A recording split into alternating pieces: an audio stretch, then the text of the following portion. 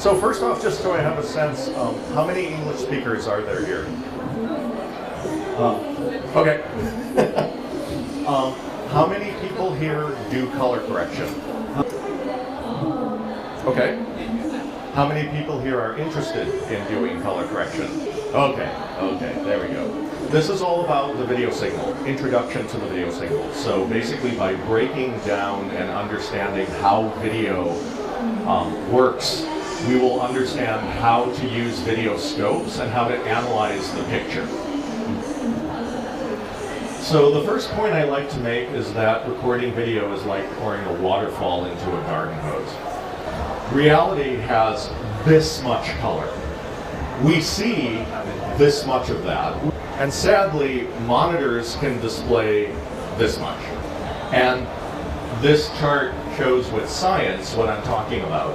Basically, the colorful part of the chart is what our eyes see, and the shapes are what monitors can display.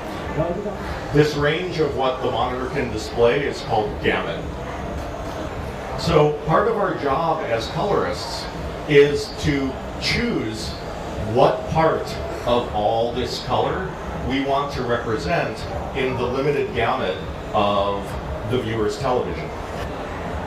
So video scopes help us to do that. They help us to analyze what's there so that we can pick and choose which parts we want to emphasize. Now, another aspect to being able to read video scopes is to help us be more analytic in terms of accuracy. So right now, video is a display-referred color management system. What this means is, unlike print workflows where printers often have some method of tracking how the color was supposed to look when the artist delivered it, in video, the only way I as a colorist know what the video looks like is by evaluating it on my display. I have no sense of what the color was like when it was shot. There's no digital record of that. So this basically shows kind of all the places where it's important to have a good monitor to help you truly see what it is you're doing. On set, you want to have a good display so that as they're adjusting the camera, they know that their adjustments are based on reality. In the editorial suite, if the editor's making any tweaks, they want to have a good monitor. But the most important place is the colorist's display and the broadcaster's display. If these don't agree, then the broadcaster's going to complain to me, and my client's not going to be very happy. So in essence, your eye is the color management in relation to your display and your video scopes. So why don't we just look at the monitor? Why do we need scopes? 3 reasons: adaptation, eye fatigue, and physiology. So we'll start with physiology. The way our eyes work creates a number of interesting optical illusions, and this is a really popular one. The idea is when you look at the stars against the white background and the black background, if you look at the darker star, which star is lighter and which star is darker? So if you've already seen this illusion, then you know that this is a trick question. Both stars are exactly the same lightness, but the surround provides the illusion that this star is darker than that one. This is the way our eyes work. Now, it's important to be aware of this because this is what your viewer is going to see on their television, and yet you don't want to be fooled by this all the time so that your video scopes show you what the real levels are. Even if it's 3 o'clock in the morning, you've been working all day, you're getting really tired, you can always rely on your scopes to tell you what's real. This is another popular illusion. The way this one works is if you stare at one or the other. If you're staring at the green square, this should appear slightly orange. If you stare at the red square, this should appear slightly green. And again, this is the physiology of how our eyes work. Our vision system is actually very clever. What may appear inconvenient here is actually the reason why an orange looks orange no matter what the lighting conditions are. And lighting conditions can be very different, from the bluish light of outside to the tungsten orange light inside. So again, the point is, if this was a person standing against a green wall, you'd be tempted to think, well, maybe that person's skin tone is a little more orange, when in reality, the skin tone's just fine, it's just this optical illusion. So scopes help us avoid making those kinds of mistakes. And it's as important to have a scope of some sort in your color grading suite as it is to have a high quality monitor. So typically the way scopes are hooked up is they're just passed through. So you've got your, hopefully, HD SDI output carrying the video signal. You loop it through your video scope, which lets you analyze it, and then you send that out to your display. Or vice versa, you can send it to your display and loop it out to your video scope. The important thing is both show you the exact same signal. So part of this is because of broadcast safe and quality control. Why do we care? So I'm going to tell a funny little story about what happens to your video signal once it leaves your suite. So in your suite, your video signal is perfect, right? You've got, say, a really nice Flanders display. You've got the highest quality video signal that's coming from the camera original media. Everything's set up perfectly. But then you output the tape, and then you give it to the broadcaster. At that point, you have no idea what's going to happen to that video signal. It could be uplinked, it could be sent to some automation system. It's going to go God knows where until it ends up at somebody's house. It's this part here where any part of the signal that's beyond the legal boundary can get clipped. The only thing I can guarantee is the part of the signal from 0 to 100%. And what I want to avoid are overshoots or parts of the signal that go beyond the legal boundary. I'm going to shoot ahead to a picture. So there are all kinds of overshoots that I need to be worrying about, but don't worry. I also want to talk about how scopes can aid your creative decision making. One mistake people make is they think that scopes are all about looking for problems, when in fact what scopes are there for is to help you see the picture more clearly. So to understand how to read video scopes, we need to understand a little bit about color models and color spaces. So YCBCR, which is the video signal standard, has three components. What you're seeing here is a visualization of the actual space of YCBCR if we projected it in 3D. Understanding that color can be projected into a space will help you to understand lookup tables or LUTs down the road. So HSL is another popular color model. It's a way of representing color with three color components: hue, chroma, and lightness. Finally, there's RGB, which I'm sure you're all familiar with. Again, RGB can be projected into 3D space so that we can see a cube based on the dimensions of red, green, and blue. What's interesting about this is that it's simply that there are different ways of visualizing color. So here's what this gets us. A video signal can be transformed into any color space we want, regardless of the fact that we're starting with YCBCR. We can turn it into RGB, we can turn it into HSL. It's just a mathematical transformation. So different color models are useful at different times when we're analyzing video. And this is because each color model, as we've seen, has completely different color components. So if we go back to YCBCR, we can see that YCBCR is split into 3 different color components, the luma portion of the signal, and then 2 color difference channels, the CB and the CR. Now CB and CR doesn't do me much good as a colorist, but luma reveals image lightness, and this is very important. Now, if we understand YCBCR, that there are 3 different channels, 1 for lightness and 2 for color, we understand what chroma subsampling means. So going back to what I said about reality has this much color, but we can only record this much color, chroma subsampling is a way of enabling us to record video onto little tiny memory chips by throwing away part of the color while preserving all of the luma. We get away with this because the human eye is much more sensitive to lightness than it is to color.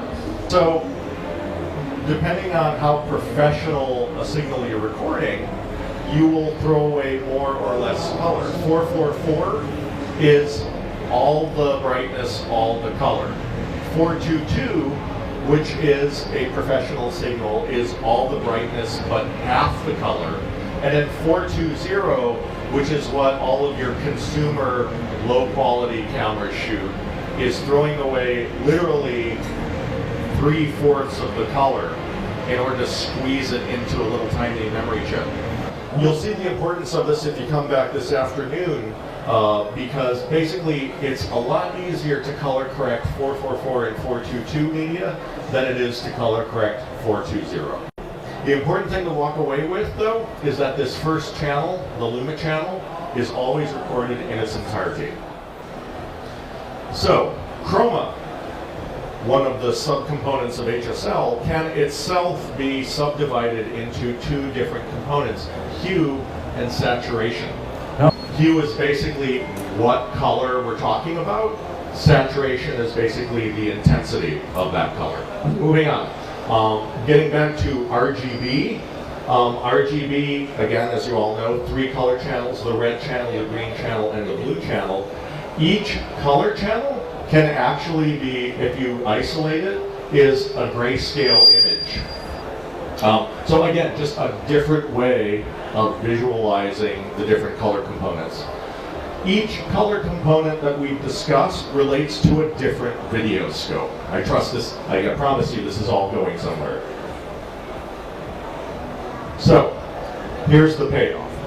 We talked about the luma channel. The luma channel is represented by the waveform monitor. The waveform monitor lets us evaluate luma. Hue and saturation are represented by the vector scope. R, G, and B channels are represented by the parade scope, and then luma and RGB can be variously represented by histograms.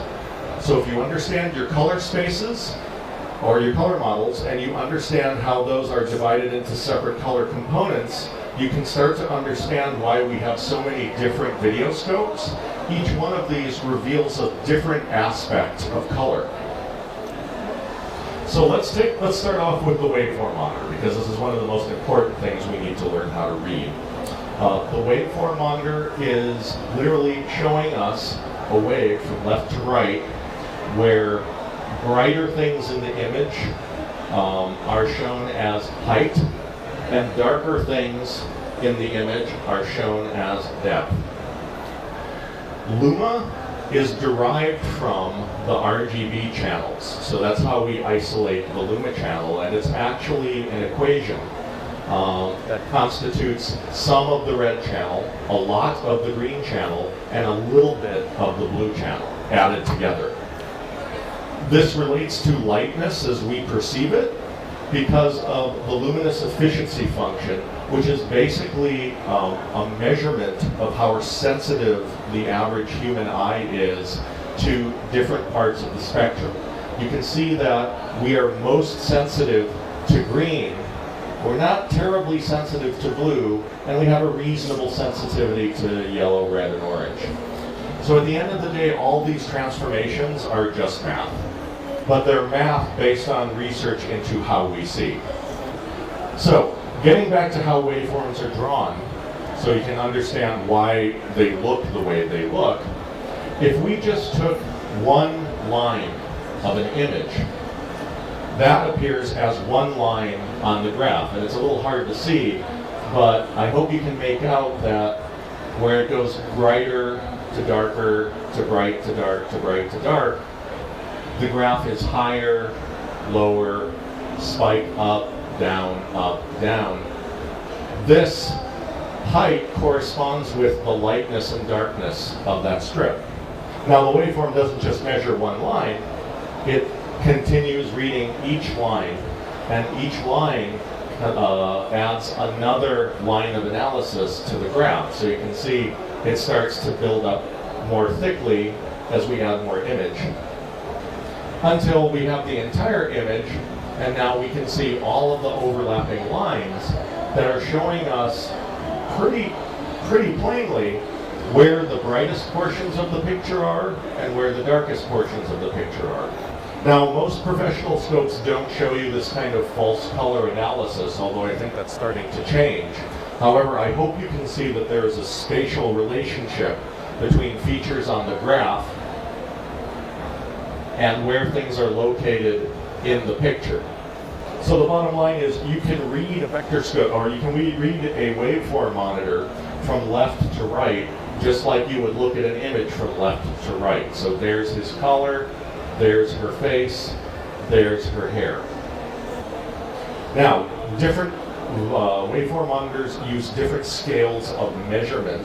The three prevalent ones are IRE, which is the older method of measurement, millivolts, which is a little more modern, and digital values, which is the most modern at all. There are correspondences between all of these values, however, and I've rescaled the scales to show you what they are. Basically, 100 IRE corresponds to 700 millivolts-ish, which corresponds to a digital value of 940 for legal range digital signals, or 1023 for full scale digital signals. This is important to keep in mind because different quality control documents you're going to get from different broadcasters will reference different upper and lower numbers for their maximum and minimum limits. And it can get particularly tricky when you're dealing with the difference between a legal range video signal, digital signal, and a full-scale digital signal. I missed your last line. It gets a little tricky when you're dealing with the difference between legal range signals and full-scale signals. So some applications have basically a switch you can flick that lets you switch from one to the other. And all you need to know, if you remember only this, is that a legal range signal from here to here basically gets stretched to fit from 64 to 940 into 0 to 1023 and vice versa. When you switch from one to the other, the signal isn't changing, it's just being fit into a different set of numbers. So, when you're looking at a waveform on a scope and you're just starting to learn how to read them, the first two things you need to learn to spot, or the first two things you need to look for, are what I call the white point and the black point.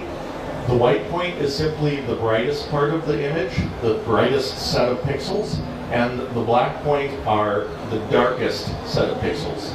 The reason you want to learn to spot those two parts of the signal first is because of the absolute white boundary, which is 100%, and the absolute black boundary, which is 0%. YCBCR can actually accommodate super white values from 100% to 109% about, and it can also accommodate super black signals that actually fall underneath 0%. And a lot of video cameras will actually record image up in super white. This can be a problem because if we don't color correct it, everything above 100% can get chopped off, which means you lose image detail. So even if I really don't care very much about quality control, I do care about losing detail in the image, because this could correspond to the bright part of someone's face. If that flattens out, it could look kind of ugly. But here's something else you have to learn to look for, and that's a difference between a legitimate white point of the signal, where there's a lot of image detail up at a very bright portion, and what I'm starting to refer to as the sparkly bits. Sparkly bits are basically a reflection off a chrome bumper or off of somebody's eyeglass frame or a glint in someone's eye. It's a very small, bright, reflective bit of information that has no real detail to it. If you clip those little bits, you're not really going to be losing anything. But if you clip a big chunk of data like this, then you're definitely going to be missing something. So, I'm going to just skip that slide. When you learn to spot the white point and the black point, now all of a sudden you understand how to see contrast, because contrast is simply the difference between the black point and the white point. And the more of a difference there is, the wider the contrast. The less of the difference, the narrower the contrast. Generally speaking, the more contrast you have in an image, the more definition it's going to appear to have. The more, I don't know how to, we always call it pop in the grading suite.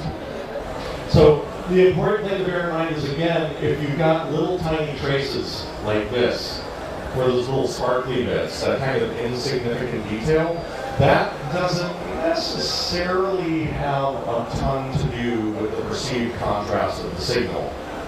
You really want to be looking at the densest high portion of the signal versus the densest low portion of the signal. So once you learn to spot the black point and the white point, and once you learn to judge the amount of contrast you have in the signal, the next thing you want to look for are your averages. And averages are evaluated on a waveform based on the densest clusters of waveform falling at the bottom, falling somewhere in the middle, and falling up near the top. In other words, you can see that the waveform gets really thick here. That's my average midtone, not this up here, this thicker part down here. So the average midtones affect the perceived brightness of the image, as in it's either a bright summer day with average midtones that are really high, or maybe it's a dark interior shot where the average midtones are going to be low like this. So one last thing I'll point out is that histograms show very similar information to waveforms. This is the exact same image being displayed and analyzed on both. The one thing you do not get from a histogram is that sort of spatial relationship between the image and the analysis. So you can see right here, the woman's red dress is right there, but I have no idea where that dress is specifically. All I know is, okay, here's the black point, here's the white point. Because this portion of the waveform is tallest, those are my average midtones right there, but I don't have any spatial relationship. So now we'll move to the vector scope. As I mentioned before, the vector scope analyzes saturation and hue. So here's an image of average saturation, and this is the representation you're going to see on a vector scope. So the way the vector scope works, it's a polar representation of the data. So hue is represented as an angle around the color wheel, whereas saturation is represented as the distance from the center. All unsaturated values, white, gray, and black, are right dead center. And the more saturated the color values in the image, the farther out they stretch towards the edge of the vector scope. So the other thing that this kind of polar representation gets us is it shows us a clear representation of the complementary color relationships in the spectrum. colors are complementary to one another if they're directly opposite on this wheel. This is important because the way our vision system works, complementary colors, when they overlap, neutralize one another. If you combine two complementary colors, you end up with gray or white or black. And this is key to controlling color balance and eliminating color casts from our images. So the last thing you need to know about the vector scope before we look at some images is that these little targets represent 75% on the inside and 100% on the outside of the allowable color that we can have in our signal. They're basically roadmaps to where you can't go beyond. And this relates back to that original chart we looked at of the gamut that a display has. That corresponds to the allowable saturation that the vector scope represents. This blue line, this blue shape, is Rec 709. That's what most monitors are displaying. And that's this triangle here. So this triangle is basically 100% of allowable saturation. So, taking a look at a couple of images, when we evaluate saturation, here's a highly saturated image, and you can see that the vector scope graph stretches way out towards the edge, as compared to an image with no saturation, where it's just one little pinpoint right in the middle. There's no color there to analyze.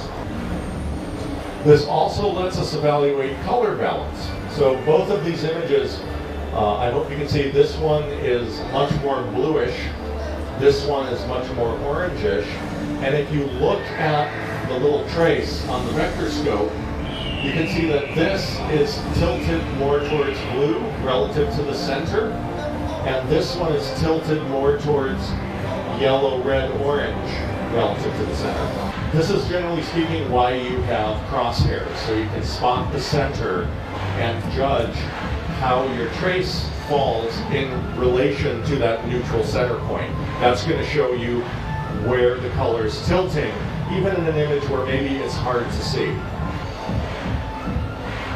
Now, color contrast is another thing that we can evaluate in the vector scope. Just as image contrast is the difference between the darkest and lightest part of the image, color contrast is the difference between the most opposite colors on the color wheel. So whereas image contrast is the difference between the darkest and the lightest, color contrast is the difference between hues. So the more hues you have in an image, for example here we've got a lot of red, a lot of yellow, blue, there are a lot of different hues. This has a lot of color contrast. This image, even though it's got a lot of saturation, because that trace is stretching out towards the edge, not a lot of color contrast, it's only blue.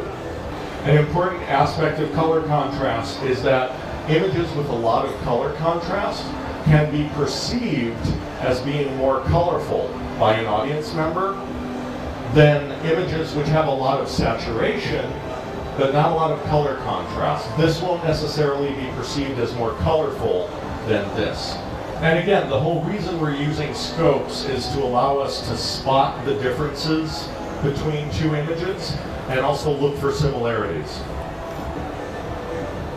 Now, the other thing a vector scope lets us do is analyze skin tone. This is kind of job one for colorists, right? Because people really care about the skin tone of the actors they see on screen. If the skin tone doesn't look right, people will be wondering, well, what's wrong with that character? So there's an astonishingly large range of human skin tone as we experience it. But the interesting thing is, all of these skin tones fall within a very narrow range, of angles on the vector scope graph. So to make this point, I photographed a bunch of models with very different skin tones and represented each of those on a vector scope graph. And as you can see, as different as they all are, they all fall pretty much either just above or just below this in-phase bar or I bar on the vector scope. Now this isn't meant to be a hard and fast rule. The way to misuse this skin tone reference line is to think that you always need to park skin tones right on top of the line. That's not true. You can see this guy here, he actually falls a little bit below the line. The point of this reference is just to give you, again, a signpost for where your skin tone is going to fall, either just above or just below. It's important to have a reference when you're comparing multiple skin tones. It can be hard to spot the blob, so to speak. It's just nice to have something to judge it to. The other thing is, once you start working with a lot of different programs, a lot of different images, you start to see where different skin tones you want fall. So typically speaking, the more tanned people are, the more colorful they become. So they become more saturation versus very pale skinned people that don't get much sun. They're a lot less saturated. Similarly, if you've got a really red-skinned person, like you've got an Englishman who drinks a lot of beer, right? They're going to be really much more on the red side of the vector scope versus someone who has a more Mediterranean or Asian complexion where they're falling just under this line. They're much more towards orange, they're much more desaturated. The bottom line is it's important to be sensitive to this portion of the vector scope because all the changes in human skin tone we're talking about are little tiny adjustments. They're infinitesimal. Bottom line, the difference between someone who looks sick and who looks really healthy is a difference of about a ½ an inch on your color balance ball.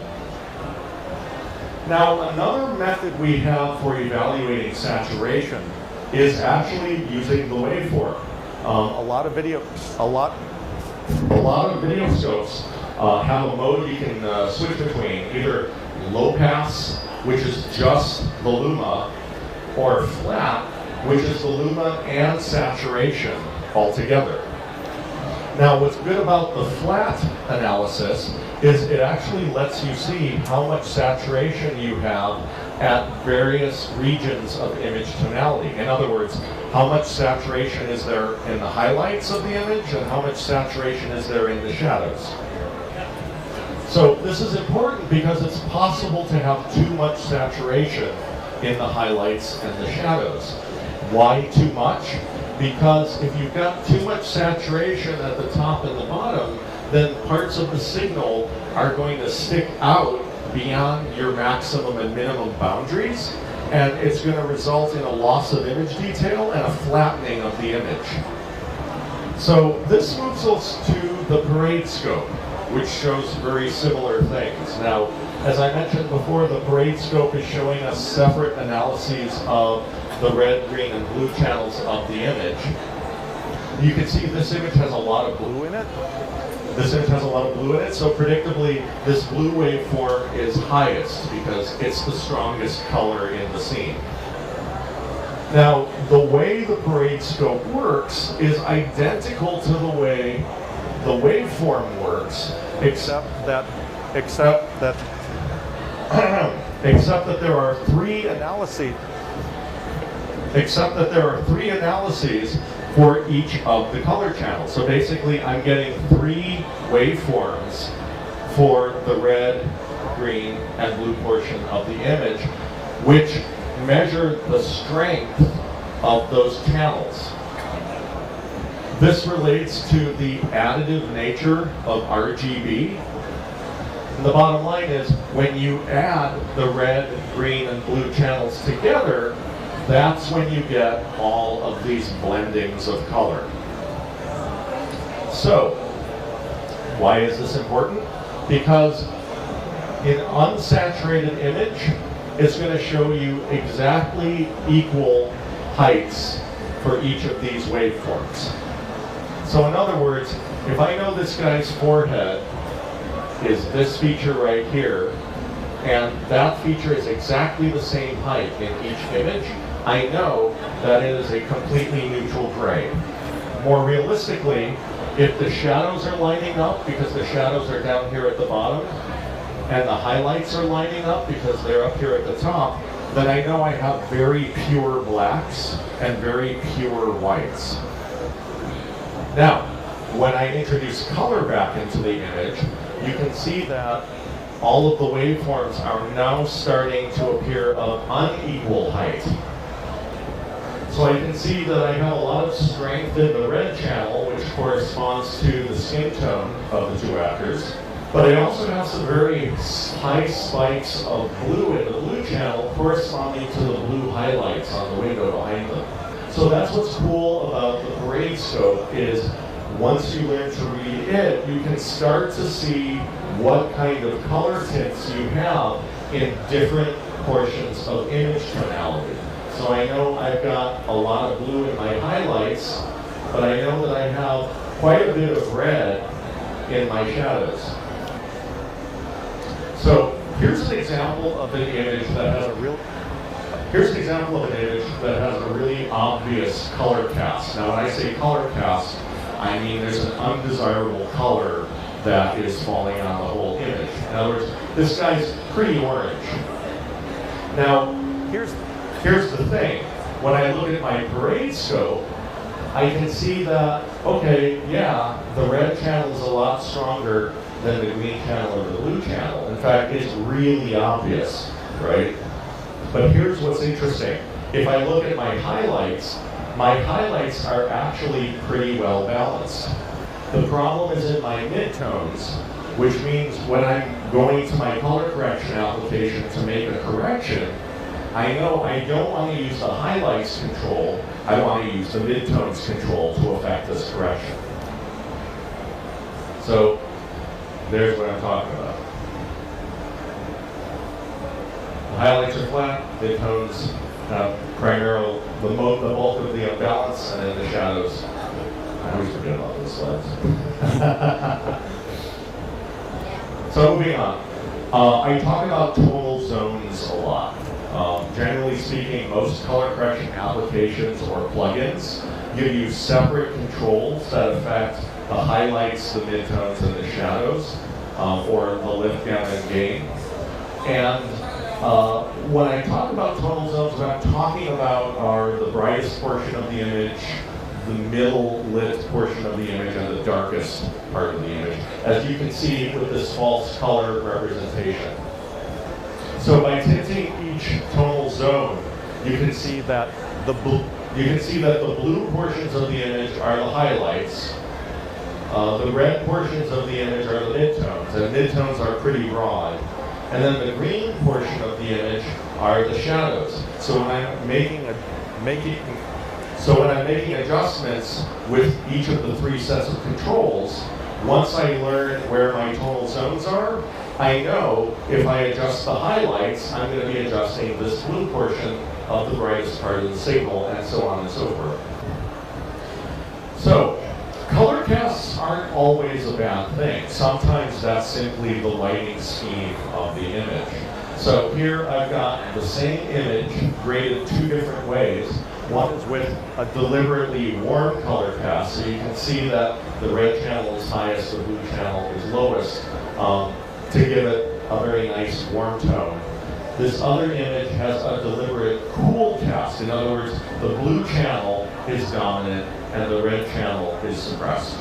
Now, whether you want color in the image or not, the bottom line is the grade scopes help you see what kind of a tint your image might have and where within the image it is.